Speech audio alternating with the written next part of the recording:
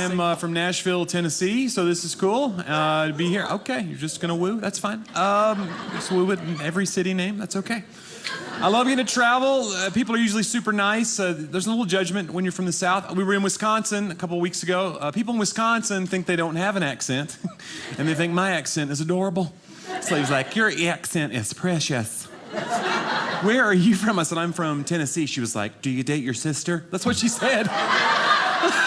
I was like, no, we broke up. All right? Too far, lady. I'm kidding, guys. We're still together. You make it work, okay? You stay in Tennessee, all right? Focus on the family. That's what we say. I like that no matter where you're from, I've noticed this, no matter where you're from, there's an area more backwards than you that you can point to. Have you noticed that? It's like a coping skill. Tennessee, we need it, okay? We're near the bottom in education. We're like, yeah, we are bad, but what about those slack-jawed yokels in Alabama? Good grief. They're the worst. Alabama's like, yeah, but come on, Mississippi, they can barely read. Mississippi's like, yeah, but Paraguay. So that's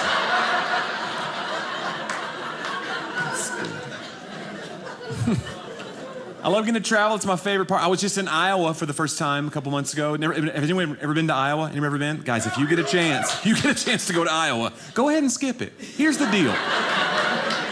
Save you a trip. I'm only judging it by the weirdest thing I saw there. I was on a tour bus with another comedian. We're driving along. It's just corn everywhere. Then we see a funeral home. The funeral home sign said this, now offering double-decker grave plots. I was like, you pull this bus over right now. I got questions. We get out, the guy was digging the hole. I go, perfect, I'll ask you, what do you mean double-decker? He goes, well, we go 10 feet down instead of just 6, we go 10. Then we put the first person in, then we put 4 feet of dirt. And then I guess they wait. And I want to be there when that second person goes in, so I can be like, king me. You know what I'm saying? I just need, you can move freely after that. That's your best move. Why stop at 10 feet, go 20 feet down, put your whole family, just play Connect 4. Do whatever you like, it's Iowa. I told that joke in a little Baptist church last week. It did not go well. This lady came down to the front after the show. I would never have a double-decker grave plot, sir. I'm like, well, I'm sorry. I didn't mean to offend you. She's like, I'm not offended, but my husband's not saved. So if I die first, then they put him on top, then the dead in Christ try to rise. He's blocking me. And look, that's just science, y'all. That's...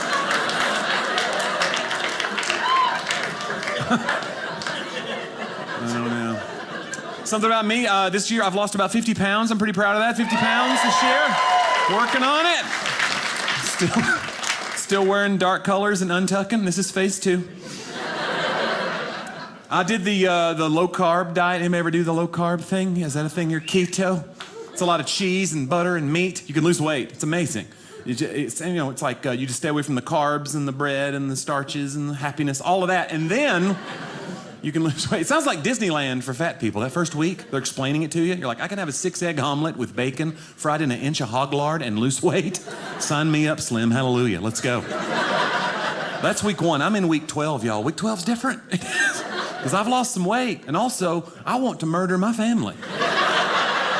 So, turns out, carbohydrates is what's holding civilization together. In case you're wondering what was doing it. That's right. This whole North Korea thing could be solved with a crescent roll. I'm telling you guys, Kim Jong-un just needs some pancakes. He's hangry. Okay? What? I don't know, man. I don't know. I am, one thing about losing the weight, my snoring's gotten a lot better. My wife's happy about that. My snoring was getting so bad. I woke up one day a few months ago. My wife was in the next room. I was like, are we that couple now? She's like, I can't, it's too loud. I was like, do I have the apnea though? People are dying from that sleep apnea. I go, do I have that? She goes, I don't know what that is. I said, do I stop breathing in the middle of the night? She said, no, I wish. That's hateful. Snoring's bad though. Even worse than the snoring though, y'all, I have what's called night terrors. Does anybody know what night terrors is? Anybody have that? That's not cool. I'm like seeing stuff in the room. You think the nightmare's over, but oh no, it's going on. I'm punching and strangling, and it's my wife. It's bad news, y'all. It's no good. And she does this. Maybe some of you ladies do this. You hang your outfit on the door for the next day. You need to stop doing that. You're scaring people. I wake up, it's like shirt, skirt, shoes in the shape of a person. The said, you need to stop. She said, there's nothing on top, you moron. I said, which one is scarier to you, okay? A stranger in my room at night or a stranger in my room at night with no head wearing my wife's clothes? It's terrifying. She started taking this stuff at night, y'all, to sleep, called ZzzQuil. Have y'all seen this ZzzQuil liquid? From the makers of NyQuil. Well, because what, NyQuil isn't already 80 proof? What are we doing? Here's the commercial if you've never seen it before. Hey, let's say you're not sick at all. But you just want to lay down for a long, long time. ZzzQuil. I was like, sweetie, call it what it is, all right? Booze and snooze. That's what it is. Teetotaler, get out of here. She's cool though, man. I'm trying to learn to give better gifts, you know, anniversaries just passed, and I noticed this, Facebook and these social media sites, they know our special days. They start sending you ads. Have you seen these targeted ads? The week of my anniversary, I got this one. Maybe you've seen it. For $59, you can name a star after a loved one. Y'all see this? Name a star for $59. I was like, yeah, or for $0. I can just tell her I did. You got an inkjet printer, you can make up all kind of certificates. That's what I found out. I got Christmas taken care of. You see that one that says Alpha Centauri? That one's Uncle Jimmy now. I love you. One thing I'm trying to get better at for real, be more present in my marriage, and that means like the cell phone's got to go, man. It's too controlling. I was in the bathroom the other day doing my business. Suddenly I realized I ain't got my cell phone with me. Y'all have that panic attack yet? I was like, what am I gonna do now? I was grabbing any reading material, shampoo bottle, conditioner bottle, whatever. I was playing Tetris with the floor tiles. And then I grabbed the Q-tip box. Anybody ever read the Q-tip box?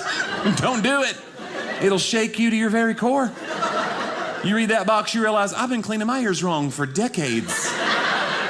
Here's what it says if you've never read it before. The Q-tip box says this: do not insert Q-tip into ear canal. I was like, pardon me? Y'all, I've been cleaning my ears for 30 years, and by that I mean I stick a Q-tip all the way into my ear until I touch what I can only imagine is my brain. And then I twist it till I go cross-eyed. And I pull it out and pray there's not blood. That's how you use a Q-tip where I come from. That's right.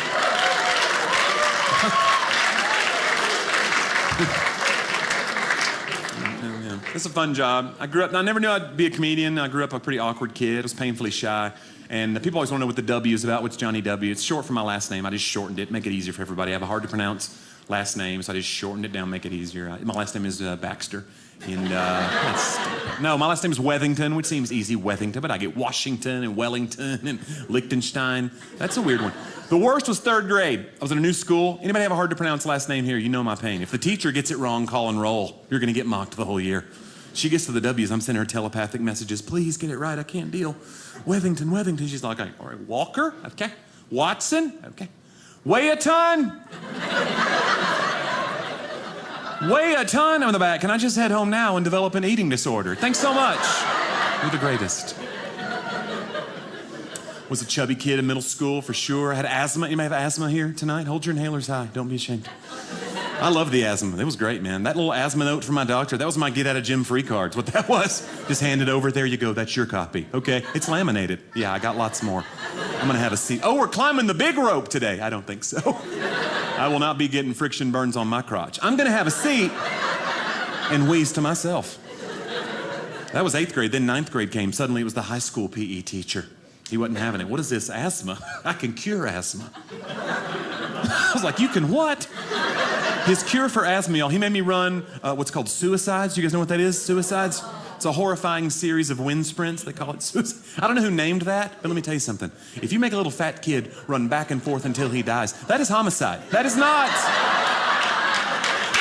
They will prosecute you, pretty sure. Pretty sure.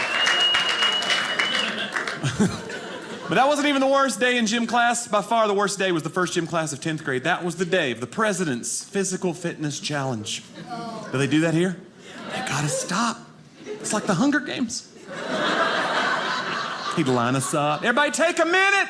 Get a buddy. We're going to time each other. Everybody take a minute. Get yourself a buddy. I was like, I don't need a minute. I don't have a buddy, okay? I'm the shyest kid here. I look up. Everybody's got a buddy but me. I'm mortified. I look at the end of the bleachers. There's a girl sitting by herself. I don't even know her. Is she even in my class? But it doesn't matter because they're not going to put a girl with me. They did.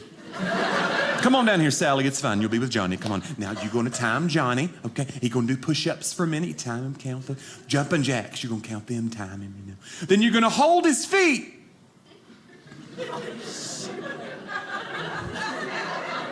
And he's going to do sit-ups for a minute.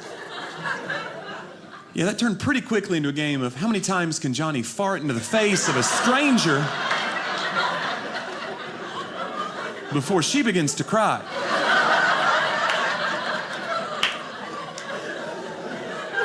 And the answer is 17. 17 times is the number of times.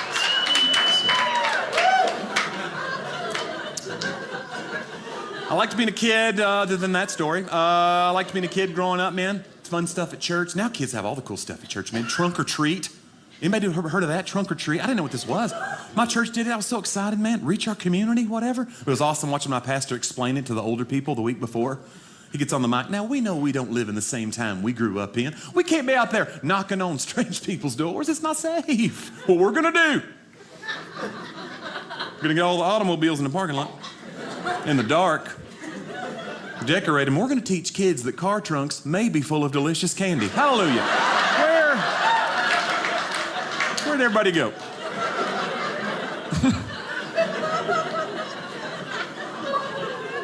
My wife and I, we don't have kids. That's something about us. We have been praying about it. A lot of people in my church have been adopting. We're like, maybe that's for us. And we just finalized the process. We're going to be adopting this year. That's pretty cool. Thank you very much.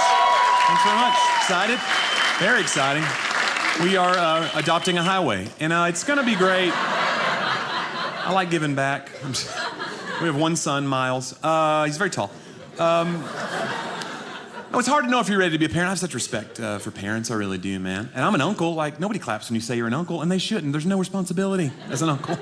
You know, my little nephew Josh gets dropped off, you know, a couple times a month. My brother's like, we need a date night. Please watch him for a few hours. Sure, man. He's just 5, you know, but I only have 2 rules as an uncle. Don't be creepy. Keep him alive. That is it. That second one's hard, man. He's mischievous. Anybody have a mischievous child? You know what I'm talking about? Here's how you can tell, okay? If your child smiles and it causes strangers to be like, well, he is precious. But when you see that same smile, you're like, oh no. He has put the cat in the dryer again. That's Josh. He's getting into stuff all the time. The other day, he's in the yard playing with the neighbor kids. I'm watching him, you know, like a good uncle from the 2nd story window. You know, having some ZzzQuil. I look down. He's going into my tool shed, brings back a can of gold spray paint. I'm like, oh boy, here we go. But it's got the child-safe lid on it. I'm feeling fine. So one of his friends goes into his dad's tool shed, brings back a hammer. I see him motion to Josh, hit it with this. You know, now if I'm a parent, I run down there, put a stop to that immediately. But I'm an uncle. I was like, let's see what happens. You know? Y'all, he hit that can, he was instantly gold. It's amazing how fast a person can become gold. He was so shiny. He comes in all upset. I'm supposed to comfort him, you know? I'm like, get up here, buddy, you're okay. I would like to thank the Academy.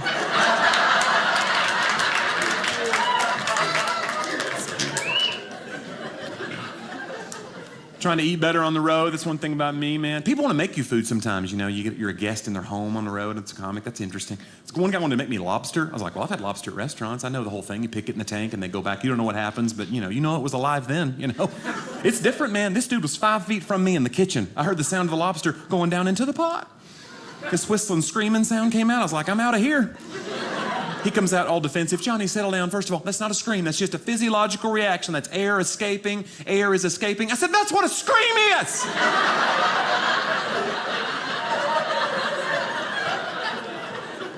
We're weird about food. It depends on if the animal's cute. That's our rule, you know? Like, I'll prove it to you. We change the name of the meat the cuter the animal gets. Have you noticed that? That's a weird coping mechanism. Like, chicken meat's just chicken. Fish meat's just fish. Why? They're ugly and beady-eyed. Kick them in the face. We don't care. We get to cows and something happens. We're like, cows are cute. Look at them. Beef. This one's beef now. It's what's for dinner. This isn't deer. No, venison. Enjoy that. Venison. Made up that word for you. This isn't raccoon. This is a McRib. We changed the names. You know. Some of y'all are like, is that true? We don't know.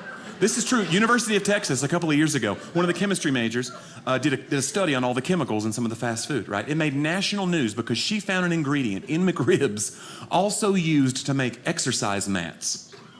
That's true. That's